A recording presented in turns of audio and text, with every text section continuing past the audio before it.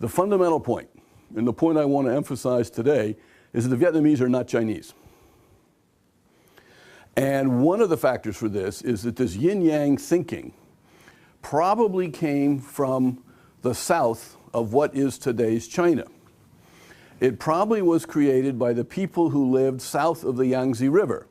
If we can imagine a map of China here, we have Beijing up at the top, and there's a big river, the Yellow River, that kind of flows like this. Then where the bulge of China is, there's Shanghai, and there's a great big river, the Yangtze River, which flows from the Himalaya Mountains all the way down through and out into the ocean at Shanghai. Now, north of that river were the ancient Han people, the Chinese ethnic people, down to about 200 BC. South of the Yangtze River were other people, not Chinese. And this yin-yang thinking is caught up very much in the I Ching. Some of you may have known about the I Ching, and they have the hexagrams, the 6 lines, solid lines, broken lines, and that's a fortune-telling device. The first set of hexagrams, according to mythology, was found on the back of a turtle. Now, north of the Yangtze, there are no big turtles. So if you're going to have a big turtle on its back, you find these things, and the ancient mythological kings did. That turtle probably had to live south of the Yangtze, which meant that turtle came from a culture, and yin-yang thinking came from a culture which was not Han Chinese. So something has been going on south of the Yangtze River for thousands of years, which has been very important, very powerful, and very influential, because its thinking went north.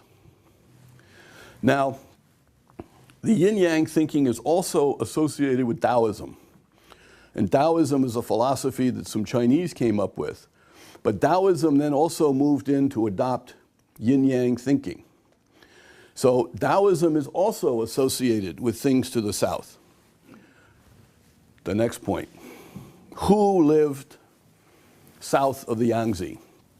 According to the old Chinese text, and I think most everybody agrees on this, the people there south of the Yangtze River, all the way down to here, were called Viet in Chinese, or Viet.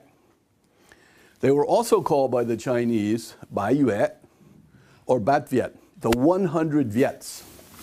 So Viet is some kind of identification of a culture and some sort of language. And at one point, it applied to all the people living from about where Shanghai is now, a little bit south of that. Shanghai was the old state of Wu. South of Shanghai, all the way down through the Red River Delta in North Vietnam to somewhere along in here. These were called the Viet peoples. Now, briefly, what happened was that all the Viet peoples north of this line here, which is a mountain range, all the Viet peoples to the north were conquered by the Chinese and became quasi-Chinese. The Viet peoples here did not accept Chinese culture and continually fought for their independence. And in 1939 AD, they defeated a Chinese army. And after that, the Chinese basically stayed out. So one of the big themes of Vietnamese history is the autonomy of the Vietnamese against the Chinese and against all other peoples in the world. The Vietnamese of here developed a very special, unique identity and set of beliefs. Now, this is important because you cannot have a national state, a country, unless you have something sort of unique, something that makes you different from other people. Well, what do we have that's different from different peoples? First of all, obviously, language. French or French, German or German, English is English, Russian is Russian, Vietnamese is Vietnamese. Now, languages can borrow from each other. For example, if you take the English language is composed of two main groups of words and concepts. One main group is the old Latin, goes back to Rome. The other main group is German. And French is a sort of Romance language from the Latin. But because of the different waves of conquest of England, the English language emerged as an Anglo-Saxon German language which then picked up French, and from French it picked up a lot of Latin. So that the English language has a melange of different backgrounds, but in that unique combination, like a special sauce, it created an English identity. So the English always feel they're different from the Scots, the Welsh, the French, everybody else. Same thing happened in Vietnam. If we find Chinese loan words in Vietnam, that's because they've been brought over and adopted and customized and fit within a Vietnamese way of thinking. So first is language. Second, obviously, is food. Special foods are very important to people's sense of who they are. Vietnamese cooking is different from Thai cooking, different from Japanese cooking. Japanese cooking is different from other cooking. Another thing we often talk about is dress. Different people tend to have different, so they like different colors, they like different sort of costumes. The Vietnamese had their own versions of costumes which were similar to Chinese, Korean, and Japanese. But if you know, the Japanese take the notion of a gown and do something very formal and complicated with it. Think of the kimono worn by Japanese women. Very complicated, developed in a Japanese way. The Vietnamese took the same notion of this gown and turned it into an áo dài in more recent times. Áo is dress, dài is long. You see Vietnamese girls and women wear a front panel and a back panel. A cut, you sort of attach it on the side, you wear pants. They figured out their own system.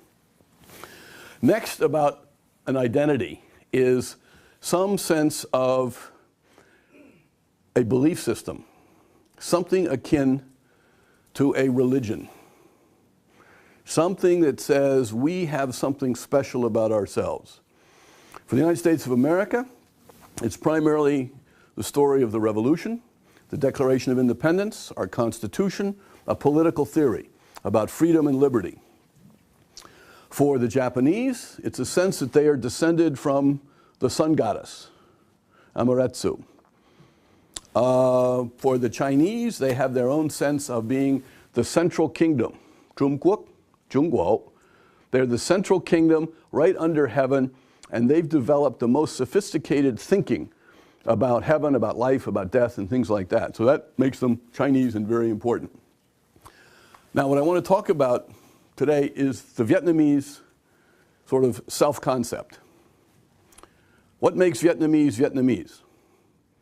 Why are they different? And how powerful is this perception of value and behavior? Very powerful. It is a force which in the modern times we call nationalism. But it's ancient, very ancient, older than modern Western nationalism, which then has sort of gone to other parts of the world in the 20th century. We need to get some sort of a sense of Vietnamese-ness, something that makes Vietnamese Vietnamese. And so they can tell when they're interacting with people who's with them, who's like them, and who's sort of different. And I think all of us, we have this experience. When we meet somebody who comes from a different cultural background, in language and voice and thought, expressions, feelings, reactions, we sense, well, they're a little bit different from we are. And in the United States, we have lots of ethnic groups. So we all sort of have these experiences.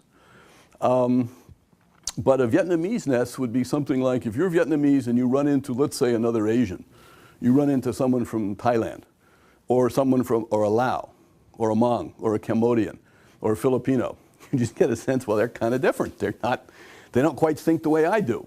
They don't have the same sense of emotional reactions, highs and lows. Their language is different. They don't have this particular concept. For example, I can give the Vietnamese, I can give all of you a Thai concept, which is very powerful for the Thai.